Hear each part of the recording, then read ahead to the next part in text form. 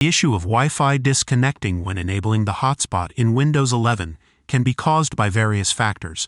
Some potential reasons for this problem are hotspot configuration issues, incorrect hotspot configuration settings, or a conflict with the existing network settings can cause disruptions.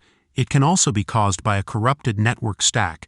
Issues with the network stack or TCP/IP settings can impact the stability of the Wi-Fi connection when enabling the hotspot.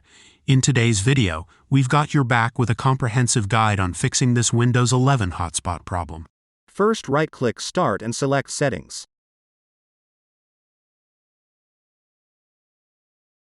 Click on Network and Internet.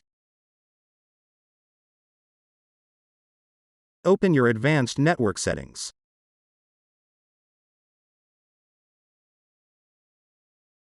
Network Reset will reinstall your network adapters and set other network components back to their original settings. Press Reset now. Press Yes to confirm it. Now restart to apply the changes.